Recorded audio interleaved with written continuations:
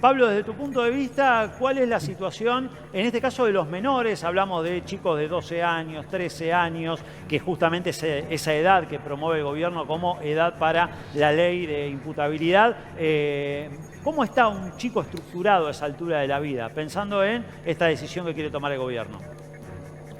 Siempre que aparece una noticia sobre algún chico, algún menor de edad que comete algún delito, la pregunta que yo siempre me hago es, ¿dónde están los adultos? ¿Dónde estuvieron los adultos? Porque para los psicólogos, la adolescencia, y podrán recordar sus propias adolescencias, es sinónimo de transgresión, de poner a prueba la ley, siempre para comprenderse a sí mismo, pero también para poner a prueba a los adultos, a ver si un adulto aparece y ayuda a comprender la ley o la criminalidad o el delito.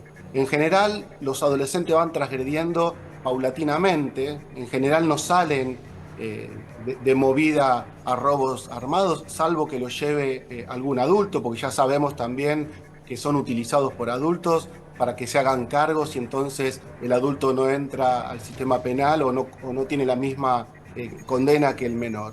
Así que la cuestión es no criminalizar la pobreza, no criminalizar la niñez y la adolescencia, porque me parece que no es la solución. Por supuesto que me jugaría que cuando le pregunten a la gente por el enojo que hay, van a decir que sí, ¿no? Que bajen la edad de punibilidad. Pero no Pablo, me parece que sea la solución, ¿eh? para vos responde entonces mucho más a prevenir o a ver en qué hogares, me imagino, están creciendo esos chicos que terminan haciendo cosas malísimas, en muchos casos poniendo en riesgo o quitándole la vida a otros. Claro, yo diría no confundir un momento subjetivo de desarrollo donde se necesita la presencia adulta y la pregunta es dónde están esas familias, dónde están esos papás, esas mamás, si ayudan a comprender lo que está bien de lo que está mal, los contextos sociales, pero también yo trabajé durante 10 años en institutos que se llaman institutos de menores, el Instituto Roca, el Instituto San Martín. Y ahí yo vi claramente que se castiga también una biografía social. En general, los que terminan con más tiempo presos bajo la ley de protección, pero no se protege, ¿no? Se castiga y generalmente varones, jóvenes de barrios vulnerables o vulnerados.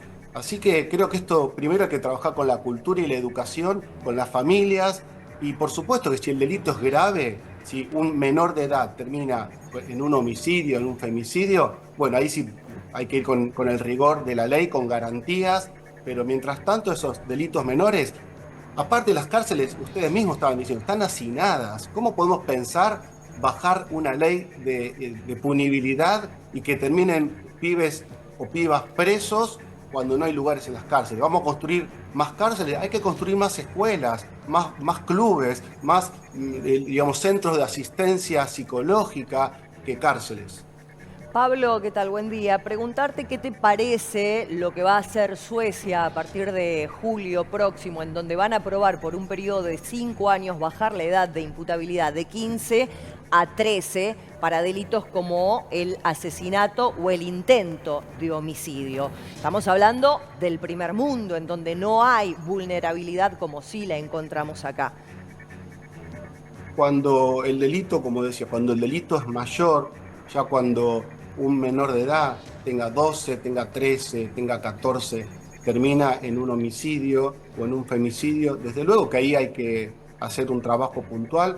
Igual son las excepciones, ¿eh? No tenemos casos, ahí está Gastón, hay que ver estadísticas, si realmente tenemos delitos tan graves como homicidios o femicidios de chicos de 13 o 14 años. Es una excepción y con esas excepciones se puede trabajar puntualmente y ver qué pasó, por qué fue tan violento el acto, pero en general en la adolescencia hablamos de transgresiones, algunas importantes, pero siempre porque falló la detención a tiempo, ¿no? La sanción familiar o social y después el Estado castiga Sí. donde no hubo protección. Esto no tengo la menor duda. No es una frase hecha, pero Pablo, ningún pibe nace chorro. Por supuesto que se entiende el enojo de la gente y bueno, no son profesionales, es la población que que está harta de la inseguridad y yo lo comprendo, pero como psicólogo vamos a decir que nadie nace chorro, tiene que ver con un contexto socio-familiar y con un Estado que acompañe o no acompañe. Entonces, esos son mensajes de enojo. Con el castigo lo único que hacemos es estigmatizar, ¿eh? Y esto, ¿no? Y quizás reforzar la identificación con el desecho social, ¿no? Si solo se castigan, por ejemplo, a los pobres y los que tienen recursos ponen un abogado y a lo mejor salen más prontamente que los demás. Creo que acá hay una cuestión más cultural que cuesta comprender y por supuesto que tiene que ver con una cultura que no ayuda a la protección real de la niñez, que es con adultos responsables. Hay que ver, vuelvo a decir, qué pasa en la estructura familiar, qué pasa en los colegios, qué pasa en otras instituciones donde también se reproduce la violencia. Entonces, no es que nace violento un joven, crece en contextos violentos y aprende ese formato, entonces reproduce lo que aprendió. ¿Qué aprendió? ¿Y dónde aprendió? Ahí hay que trabajar, si no vamos a tener, vuelvo a decir, más cárceles que escuelas. También hay casos donde se tienen que penar, sancionar. ¿No crees que tiene que haber algo ejemplificador para que justamente esos pibes que quizá están detenidos y son presuntos responsables de la muerte de Jeremías, digo, tienen que tener una pena ejemplificadora, que sea algo que quede ya el hecho de que sean punibles esta clase de delitos a esa edad?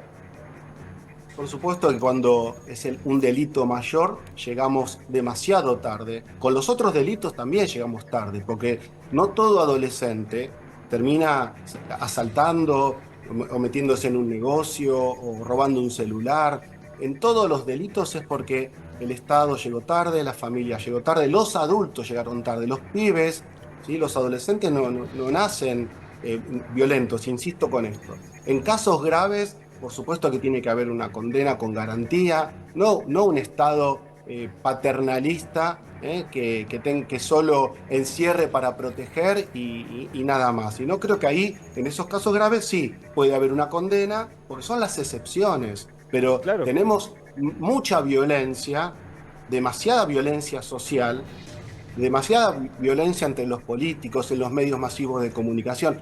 Se reproduce la violencia como forma de comunicación. Si no resolvemos, digamos, hay que ir a esa piedra filosofal. ¿Por qué en vez de hablar, de dialogar, de mirar a los ojos, hay tanta violencia intrafamiliar y social? Entonces, con el castigo, lo único que vamos a hacer es estigmatizar y multiplicar la violencia. Porque las cárceles, ustedes lo saben, están superpobladas, están por encima de sus posibilidades. ¿Qué vamos a lograr ahora también bajando esta ley? Metiendo ¿a dónde? A los adolescentes. ¿Dónde los van a encerrar?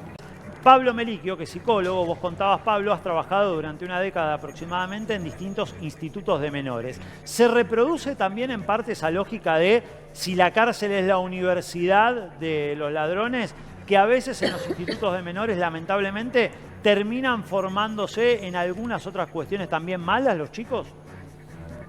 Digamos que el castigo y el encierro parte de una premisa falsa en el caso de los menores, que es rehabilitar, ¿no? Lo que se dice es que cuando se castiga y se encierra, lo que se busca es rehabilitar. Entonces uno tendría que decir, pero estos jóvenes, estos adolescentes, ¿fueron habilitados antes? ¿Qué vas a rehabilitar lo que no estuvo habilitado? Si ya crecen en contextos de violencia, no es que la cárcel ayuda ahí. Lo que hace es juntar gente, hacinarla, jóvenes que quedan hacinados, y sí, claro que siguen aprendiendo sobre la violencia, porque las instituciones también son violentas. No podemos pensar una cárcel pacífica, porque justamente la alimentación pésima, celdas donde tiene que haber 3, hay 5, 6, 7, todo eso hace que se resienta más la persona, que se enoje más,